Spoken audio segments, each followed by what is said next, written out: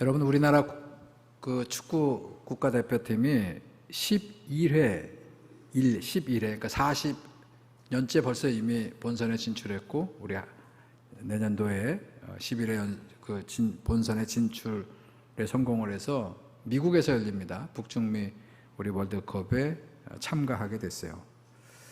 그런데 여기까지 오는 과정에 우리 대한축구협회 내부에 뭐 문제가 있었던 것 같아요. 뭐 정몽헌 맞나요? 뭐 해가지고 뭐 너 그만둬야 된다, 뭐 이런 문제.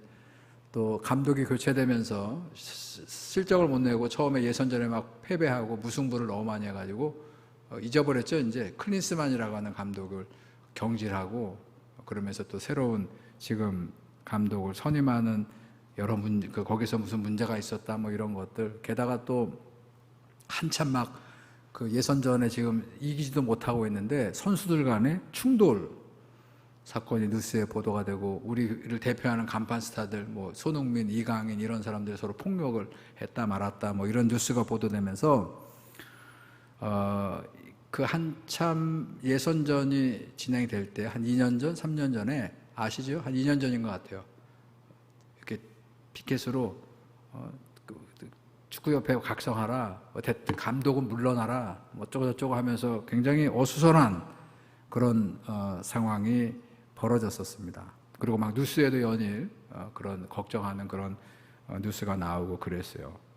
자, 그런 와중에 이제 어쨌든 잘 극복하고, 우리 마지막 예선전은 쿠웨이트인가요?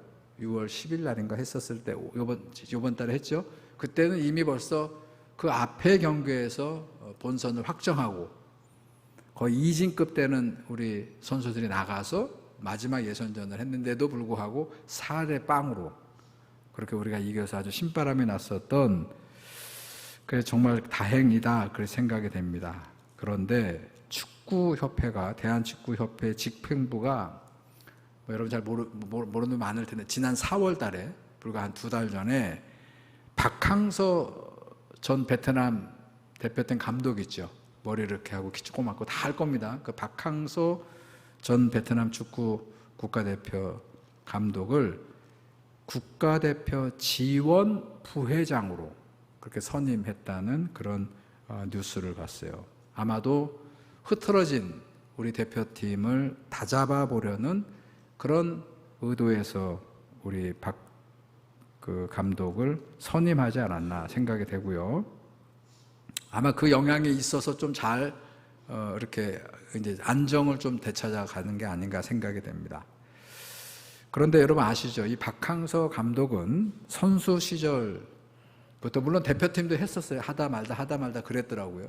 화려하게 스포트라이트를 받았던 스타 플레이어가 아니에요. 그리고 우리나라 이렇게 감독으로도 조금 하다가 또 경질됐다가 이러면서 뭐 감독으로도 그다지 그렇게 성과를 내지 못했는데, 그런데 이분이 베트남을 가가지고 만개했지요.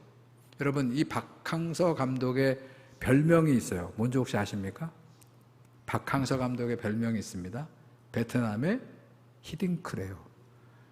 그러니까 베트남 사람들, 우리도 한국처럼 히딩크 감독이 있어서 우리가 2002년도에 4강에 진출했던 것처럼 그렇게 베트남의 히딩크가 되어달라 해서 그 별명이 그 베트남의 히딩크인데, 그런데 여러분 아시는 대로 그 별명이 말해주듯이 이 박항서 감독이 우리들의 눈에 들어오기 시작한 것은 2002년도 우리 월드컵 때 히딩크 감독 밑에서, 기억하시죠?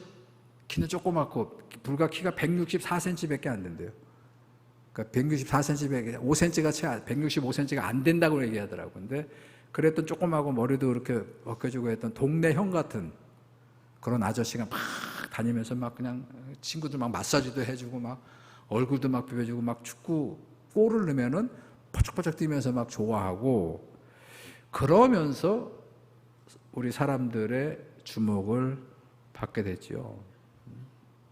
그리고 이렇게 해가지고 이제 베트남의 축구 대표 감독으로 갔는데, 그 베트남 축구를 강팀으로 만들었다는 거예요. 물론 세계적인 그런 수준에까지는 가지 못했지만 이 동북아시아를 제패할 수 있는, 그동안 한 번도 우승을 해보지 못했는데 그렇게 하고, 그다음 월드컵도 진출했죠. 그렇게 강팀으로 만들었어요. 근데 그 베트남의 영웅이 됐습니다. 평생 그 얘기 어디 인터뷰에 나와 얘기하는데 자기는 베트남에 정부가 지원한 집이 있고 그리고 앞으로 죽을 때까지 베트남에 오면 모든 그런 뭐 숙소라든지 이런 것들을 다 무료로 그렇게 제공해 준다 뭐 이런 얘기도 하던데 이분이 왜 그렇게 베트남 국민들에게 사랑을 받고 열광하게 했냐면 이분이요 후반전에 역전을 굉장히 많이 시켰다는 것이에요. 여러분 운동 경기를 보는데 가장 재밌는 경기가 뭐예요? 그리고 가장 재미없는 경기는 뭡니까? 막 신바람이 나게 만드는 경기가 있고 코가 빠지게 풀이 죽게 만드는 경기가 있어요. 뭐지요? 내가 응원하는 우리 팀이 지고 있다가 역전승. 어제 우리 기아팀이 선취점을 내주고 그리고 그렇게 하다가 마지막에 한 점 차로 이긴 이런 경기. 그러니까 우리 팀이 역전승을 하는 경기가 정말 재미있는 경기예요. 근데 이 박 감독은 선수들을 마치 동네 그 형처럼 삼촌처럼 막 다그치기도 합니다. 막 화도 내고 소리도 지르고 합니다. 근데 평소에는 또 막 다정한 아버지처럼 그렇게 그 베트남 선수들을 이렇게 감싸는 그런 리더십으로 거의 졌는데 그런데 끈질기게 승부를 해서 막판에 무승부를 만들어 놓고 그리고 연장전에 가서 기어이 그 경기를 이겨내는 그 리더십에 베트남 사람들이 열광했다는 것이에요. 리더십. 그리고 이 박항서 이 분이 우리 이제 부회장이 됐는데 우리 대표팀을 그렇게 강한 팀으로 끝까지 그렇게 승부 근성을 내는 그런 강팀으로 만들어 주기를 응원을 합니다. 제가 오늘 그 감독 이야기로 시작을 되는 것은 전반전에는 또 많은 사람들에게는 별 볼 일이 없지만 후반전에 만개했던 것처럼 오늘 우리가 주목하고자 하는 사도 바울은 그 인생의 전반전은 형편없었어요. 우리 기독교 입장에서 봤을 때 우리 기독교를 공격하고 성경 본문에 보게 되면 눈에 살기를 띠고 모질게도 교회와 성도들을 핍박했던 무서운 박해자였어요. 공문서를 띄어서 누가 시키지도 않았는데 기어이 저 시리아의 다메섹까지 올라가서 교회를 핍박하고 예수 믿는 사람들을 체포해 오려고 했던 삶이 바울의 인생의 전반기의 삶이었다는 것이에요. 그런데 그의 인생의 후반기는 너무나 훌륭했죠. 빛이 납니다. 어디 입장에? 교회 입장에, 기독교 입장에서 봤을 때. 그래서 많은 분들이 예수님이 이 땅에 오셔서 예수를 그리스도로 고백하는 그런 신앙으로 교회가 태동됐지만 성령을 보내주셔서 교회가 시작이 됐지만 그 성령을 제대로 받고 충만해서 이 기독교를 확장했던 인물은 사도 바울이었다. 그랬잖아요. 성령이 너에게 임하시면 권능을 받고 예루살렘과 사마리아와 온 유대와 땅끝까지 이르러 내 증인이 되라. 근데 땅끝을 못 갔는데 누가 가는 겁니까? 바울 사도가 땅끝 유대 땅 밖을 나가서 주의 복음을 전하는, 그래서 바울 사도가 없는 기독교는 상상할 수 없다, 그런 평가를 하고 있다는 것이요. 자, 이 능력이 어디서 나왔겠어요? 바울이 이렇게 복음을 들고 그 인생의 후반기를 만개하면서 그렇게 휘황 그 사역을 했던 그 능력이 뿌리가 어디에서 나왔을까요? 자, 많은 분들은 그를 평가합니다. 그는 길리기아 다소라고 하는 곳에서 태어났고 거기서 자랐고 교육을 받았던 디아스포라 유대인이었어요. 그 부모님들이 아주 철저한 유대교의 신자였음에 틀림없습니다. 자, 그는 이 지금 이 길리기아가 튀르키에 우리 장로님이 갔다 왔던 그 근방이거든요. 소아시아 근방이거든요. 여행 갔다 오신. 그렇기 때문에 거기에는 당시에 로마 제국으로 말미암아 헬레니즘 문화가 아주 그냥 흥황하고 있을 때요. 그래서 헬레니즘 문화로, 그러니까 헬레니즘 문화라고 얘기하는 것은 그리스 철학이 모든 영역에 영향을 끼치고 있었던 바로 헬레니즘의 공부를 제대로 한 분이었고, 그 다음에 똑똑했다는 것이에요. 그 타고난 식견을 가지고 있었어요. 그리고 거기에 태어나 자랐기 때문에 헬라어가 능통했다. 세계 어디를 가더라도 언어가 아주 그냥 자연스럽게 통했기 때문에. 그리고 또 하나는 그 부모님이 철저한 유대교의 사람이고 학문을 중시했기 때문에 고향 땅 예루살렘에 유학 보내서 일찍이 당대의 유대교 최고의 율법 스승이었던 가말리알의 제자로 이 사울은 율법학자로 자라가요. 그래서 이 사람은 따놓은 당상입니다. 그 미래가 확실하게 보장이 돼 있었고요. 무엇보다도 그는 다메섹에서 부활하신 주님을 뜨겁게 만나는 신비한 체험을 했고, 그리고 그의 열정적인 성품, 어떤 일을 하더라도 끝장을 보는 성품, 공부를 해요. 그러면 아시죠? 누가 시켜서 학원 다녀가지고 그래가지고 성적을 내는 그런 학생이 아니고 아예 그냥 자기주도 학습이죠. 그걸로 그 학문의 끝장을 보고 그런 열정이 있었다는 거예요. 뭘 하더라도 허투루 하지 않고 끝까지 승부를 보는. 그래서 그가 어쩌면 교회를 박해하는 박해자가 될 수 있었던 것도 그의 성품이었던 것처럼, 그게 바뀌니까 하나님께서 그를 부르시니까 그 열정적인 성품이 땅 끝까지 가서 이방인들에게 복음을 전하는 사도로 성공케 하는 비결이었다. 이게 사람들이 평가하는 사도 바울의 성공 비결이에요. 자, 그런데 오늘 우리가 함께 주목하려는 이 갈라디아서에 당신이 썼던 본문을 보게 되면 물론 그런 것들, 그의 헬레니즘에 대한 식견, 그리고 유대교의 율법학자로서의 어떤 능력, 그리고 그의 아주 열정적인 그런 성품, 이 모든 것들이 바울 사도의 사역에 아주 중요한 요소임에는 틀림이 없지만 그게 다가 아니고, 바울 자신은 그거를 얘기하지 않고 그걸 자랑하지 않고 오늘 본문에서 내가 어떻게 이방인의 사도가 되었는가를 고백하고 있다는 것이에요. 오늘 저는 그거를 우리가 한번 주목해 보고자 합니다. 여러분, 오늘 본문의 16절과 17절을 한번 다시 보시기 바랍니다. 자, 사도 바울의 간증이에요. 그의 아들을, 그리스도지요, 예수 그리스도를 이방에 전하기 위하여 예수 그리스도를 내 속에 나타내시기를 기뻐하셨을 때에 하나님께서 계획했다는 거예요. 내가 곧 혈육, 사람들과 의논하지 아니하고 또 나보다 먼저 사도된 자들, 예수님의 제자들입니다. 예루살렘 교회의 사도들을 만나려고 예루살렘으로 가지 아니하고 어디로 갔답니까? 아라비아로 갔다. 그리고 다시 다메섹으로 돌아왔다는 얘기를 합니다. 그리고 그 후에 3년 만에 내가 게바를 방문하려고 예루살렘에 그때 올라가서 그와 함께 보름을 머물었다. 이런 얘기를 하고 있다는 것이에요.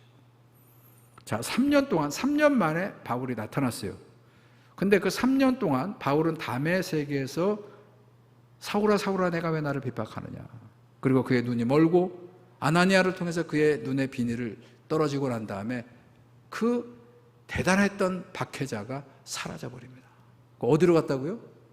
아라비아 사막으로 갔다는 것이. 여기에서 아라비아는 나바테아 왕국을 얘기하는 것이요. 자, 그 영적인 땅으로 가서 3년 동안 그가 무엇을 합니다. 그리고 그 3년 동안 아라비아 사막에서 그가 무엇을 했던 것이 바로 바울이 자기 인생의 후반전을 이방인의 사도가 되어서, 그래서 지금까지도 예수 그리스도의 복음이 우리들에게까지 또 우리를 통해서 또 미복음 지역을 향해 나아갈 수 있도록 그렇게 만들었던 원동력이 바로 이 3년 동안 아라비아 사막에서 일어났다는 것이에요. 거기에서 하나님이 그를 훈련시켰다는 것이에요. 여러분, 이스라엘을 구원했던 민족의 지도자 모세. 자, 모세는 태어날 때도 아주 드라마틱하게 태어났고, 모세가 태어났기 때문에 영아 학살이 벌어졌잖아요. 그리고 거기서 생존하고, 그리고 왕궁에서 자라고, 그리고 다시 거기에서 우여곡절 가운데 또 어떻게 하든 미디안 강에 가가지고 목자로서 그렇게 40년을 보내다가 하나님의 부름을 받죠.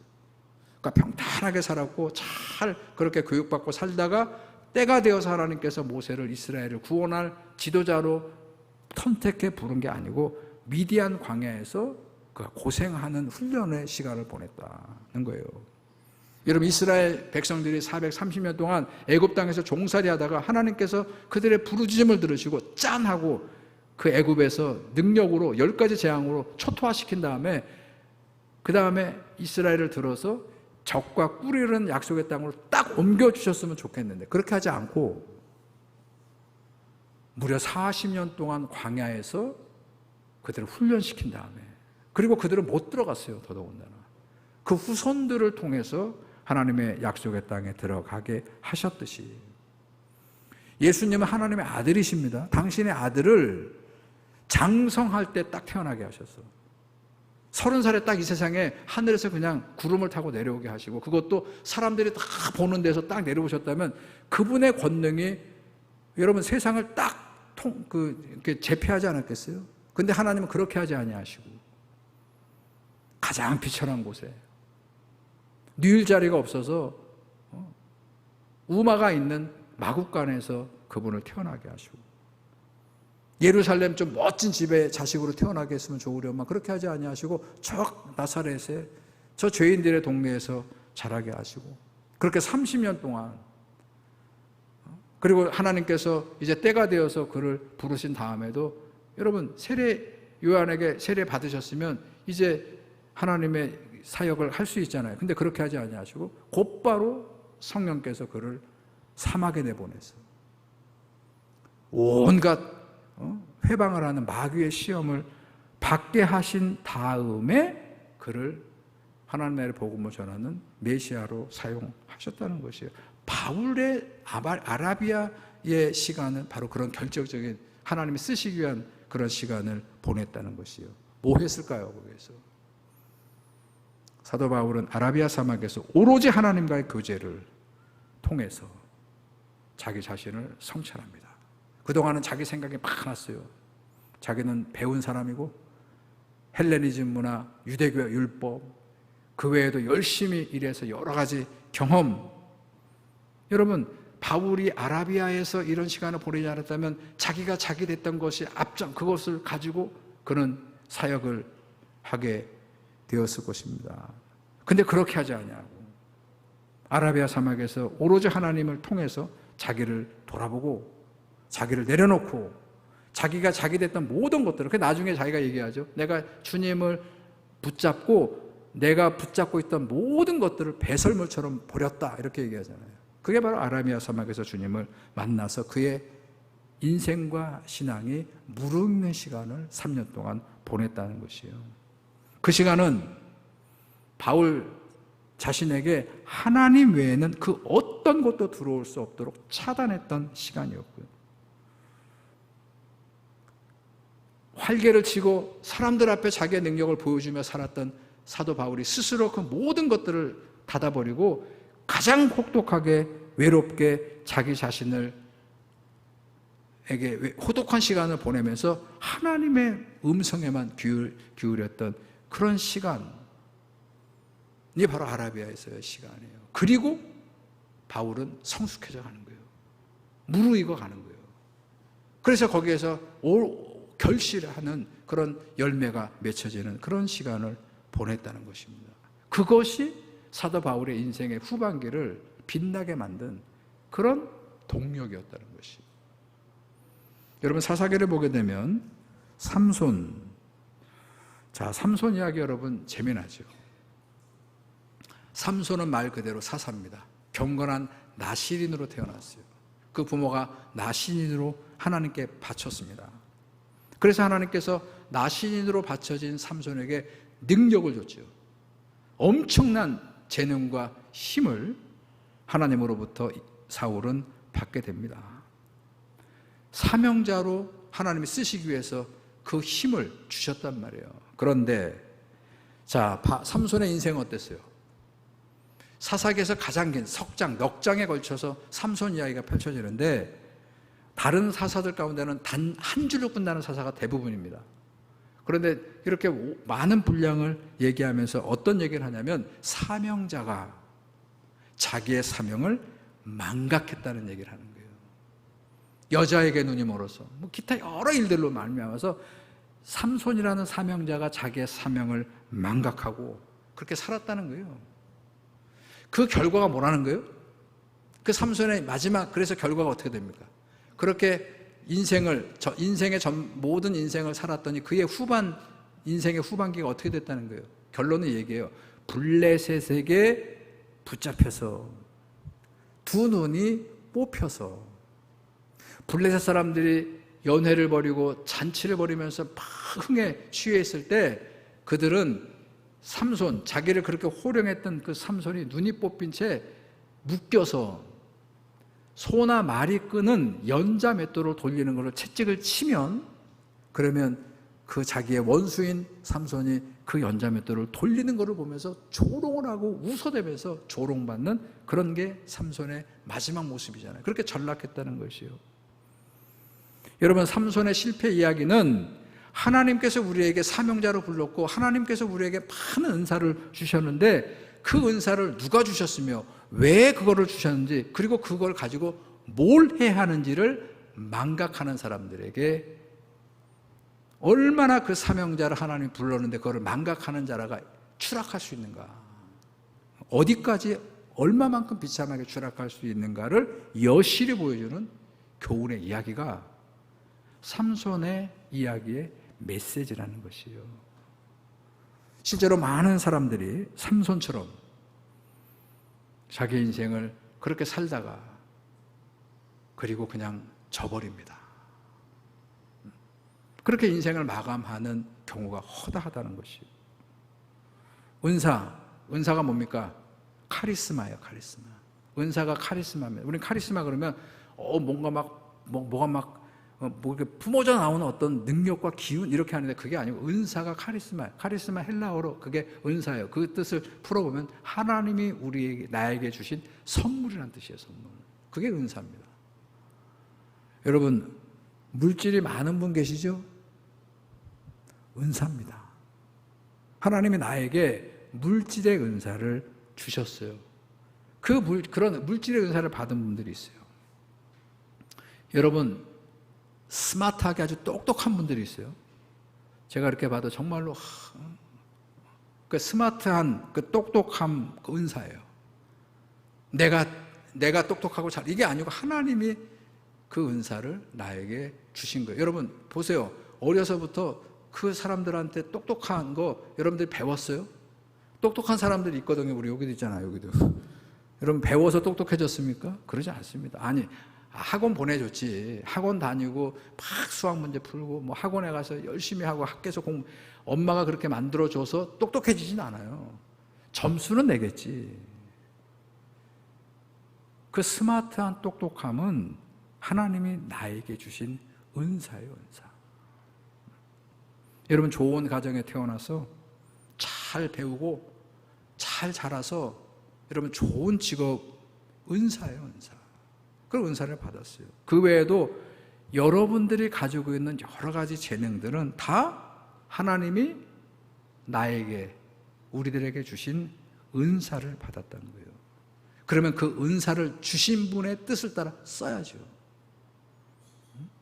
하나님이 주신 그 은사를 하나님의 뜻에 따라서 써야 되는데 그러지 않고 그걸 다 내 인생을 위해서만 그렇게 허비하는, 누구처럼요? 삼손처럼. 그런 인생들이, 그런 삶을 사는 분들이 정말 많다는 얘기예요. 자, 그런데 삼손 이야기의 백미는 뭐냐면 맨 마지막 순간에 자기의 인생의 그 부진함을 만회하는 그런 기회를 삼손이 만들어냅니다. 자, 그게 뭐냐? 하나님께 이렇게 그가 부르짖어요. 자, 사사기 16장 28절을 보게 되면 이렇게 이제 묶여서 조롱을 당하다가 이제 인생을 다 진 거예요. 더 이상 무슨 기회가 없어요. 삼손은 이게 끝나요. 이렇게 끝난 거야. 자기가 생각해도 참 비참하게 이루 말할 수가 없어요. 그러던 어느 날 삼손이 성령이 임해서 이 마음이 생기는 거예요. 그래서 이 기도를 합니다. 자, 제가 이 삼손의 기도를 다시 한번 읽어드립니다. 주 여호와여 구하옵나니 나를 생각하옵소서. 하나님이여 구하옵나니 이번만 나를 강하게 하사 나의 두 눈을 뺀 블레셋 사람에게 원수를 단번에 갚게 하옵소서. 이 기도를 하나님이 들으셨고 이 기도 때문에 그가 복사하면서도 많은 블레셋 사람들에게 원수를 갚으면서 그 인생이 끝났다는 얘기죠. 여러분, 삼손 이 재능, 하나님께서 사명을 받은 삼손의 원수가 여자였다면, 아킬레스건이 있었잖아요. 자, 삼손의 원수가 여자들이고 들릴라고 블레셋이었다면, 그래서 그들 때문에 무너졌잖아요. 한번 힘도 못 쓰고. 혹시 나를 무너뜨리는 나의 아킬레스건은 뭔가요? 우리 가정을, 우리 교회를, 우리 한국교회를, 이 한국 기독교, 지금 서서히가 아니지, 서서히 왔는데 지금은 급속도로 무너지고 있는 우리의 문제는 뭡니까? 저는 삼손이 그랬듯이 나의 진짜 힘의 근원이 어디 있는가를 망각했기 때문에 그렇다는 거예요. 교회가 능력을 발휘해야 되거든요. 이 교회가 빛을 발휘해야 돼요. 그거는 능력과 빛을 발휘하기 위해서 우리 교회에, 이 한국교회에 하나님이 은사를 주셨단 말이에요. 근데 그 은사, 그 힘의 근원이 하나님으로부터 나왔다는 것을 망각하는 순간, 누가 만들었다고 하는 겁니까? 여의도 순복음교회는 누가 그 몇십만 명이 되는 교회를 만들었다고 생각한 거예요? 하나님이? No. 그게 나중에 이름도 바꾸잖아. 조다윗 목사로. 다윗과 같은 목사님이 이 교회를 만드신 분인 거예요. 그래서 국민은 일보를 때문에 막 온갖 추태를 다 보이고. 여러분, 내노라 하는 교회들 누가 만들었다고, 그 은사를 주셔서 그 교회가 세워졌는데 그거 누가 만들었다고 생각하는 거예요? 그거 다 목사들이 만들었고, 다 그 장로님들이, 우리들이 이 교회를 만들었다고, 진짜 자기들의 힘의 근원이 무엇인가를 망각하면서 이 교회는 추락했다는 것이요. 여러분, 다시 한번 생각해 보세요. 나에게 하나님이 주신 은사, 근데 그 은사를 하나님의 은사인지 모르고 깨닫지 못하는 게 만드는 그런 내 안의 신앙의 적은 뭡니까? 그거를 드러내고 싶어서 그 은사를 감사해야 되는데 진짜 진심 어린 마음을 가지고 감사하지 못하고 그거를 자랑하고 싶고, 그런 우리들의 어떤 모습들 때문이 아닐까요? 우리가 일하다 보면 잘못할 수 있어요. 제가 거듭 말씀드립니다만 하나님께서는 우리에게 완벽하라고 요구하지 않으세요. 우리에게 실수하면 너 안 된다, 그렇게 말씀하지 않습니다. 그래서 저는 성경을 보면서 율법을 갖다 대고 들이대면서 우리가 좀 잘못한 거에 대해서 지적이 낯익게 들어오는 부분을 이해를 못하겠어요. 여러분, 성경 말씀을 제대로 읽게 되면 우리는 다 잘못할 수 있고 누구나 실수할 수 있어요. 근데 그 자기의 실수를, 자기의 잘못을 인정하고 회개해야 한다. 그리고 하나님의 도우심을 다시 구하면, 그러면 다시 하나님의 길을 열어주시는데, 근데 보통 우리가 어떻게 하냐면 잘못을 벌려놓고 인정하지 않아요. 그리고 남 핑계댑니다. 변명으로 일관합니다. 그게 비겁함이에요. 그게 우리들 안에 있지 않는지. 여러분, 또 하나는 하나님이 우리에게 은사를 주셨어요. 선물로. 그럼 감사해야 되는데 거기에 욕심을 부린단 말이에요. 우리 개인적으로도 하나님이 주신 걸 가지고 나누고 하나님의 그 은사를 베풀고 그래야 되는데 그 은사가 생각하지 않으니까 내가 능력이라고 생각하고 거기서 욕심을 부리기 시작합니다. 교회에서도 하나님이 우리에게 많은 은사를 줬는데 그걸로 감사하고 그거를 통해서 하나님의 뜻을 이루기 위해서 교회가 교회다운 길을 가지 못하고 거기에 더해서 교회들이 욕심을 부리는 거예요. 그러면서 뭐가 무뎌지냐면 신앙의 촉수가 무뎌집니다.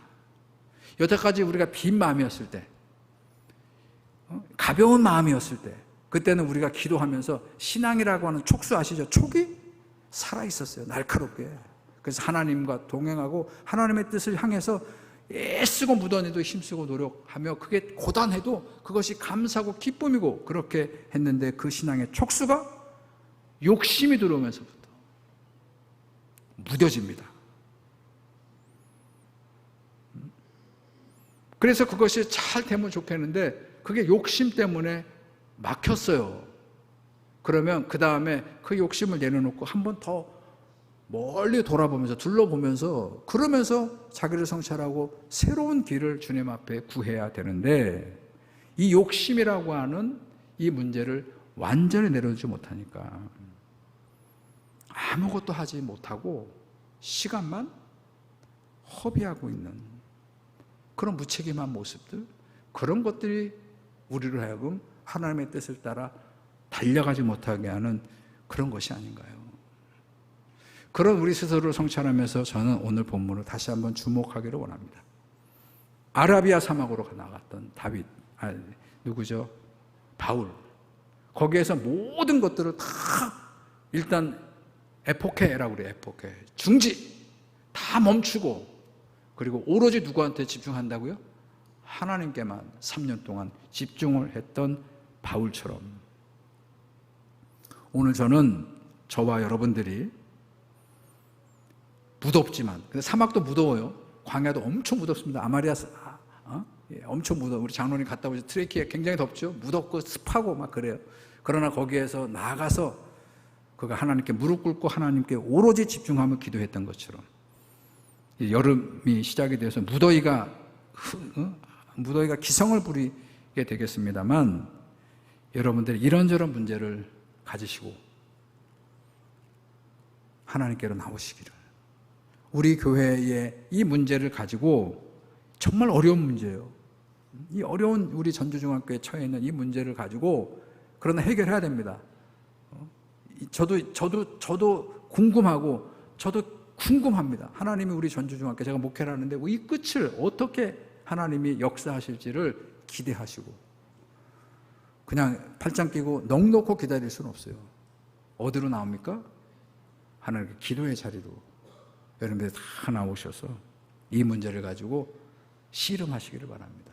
뜨겁게 씨름하시고 그분께 간구하시고 그래서 그분께서 다시 우리 전주중앙교회를 바라보시고 그분께서 다시 마음을 여셔서 그분이 열려진 마음으로 우리 교회가 길이 열려지기를 기도하는, 간절히 간구하는 저와 여러분들이 되기를 주님의 이름으로 축원합니다. 하나님, 오늘 사도 바울이 갈라디아 교회 성도들에게 보내는 이 간증 속에서 나의 나됨은 내 능력과 내 자질과 내 노력으로 된 것이 아니고 하나님께서 내 안에 그의 아들을 보내주셨고 그 복음을 들고 이방을 향해 나아갈 수 있도록 그렇게 나를 불러주셨을 때 아라비아로 가서 오로지 하나님께만 주목하고 그분께 간구하며 그분으로 말미암아 자기의 사명을 다시 성찰했던 그 동력이 사도 바울로 하여금 그의 인생의 후반기를 예수 그리스도의 복음을 들고 그가 그동안 살아왔던 모든 것들은 배설물처럼 다 내버리고 저 세상을 향해서 저 이방인들을 향해서 저 고난의 십자가의 길을 달려갈 수 있었던 것처럼 하나님 앞에 무시로 기도하는 자리에 온 성도들이 함께 모여서 우리 저들의 문제와 저들의 해결해야 될 그런 이슈와 우리 교회를 위해서 이 나라를 위해서 기도하는 우리 모두가 되게 하여 주시옵소서. 예수님의 이름으로 기도드렸습니다. 아멘.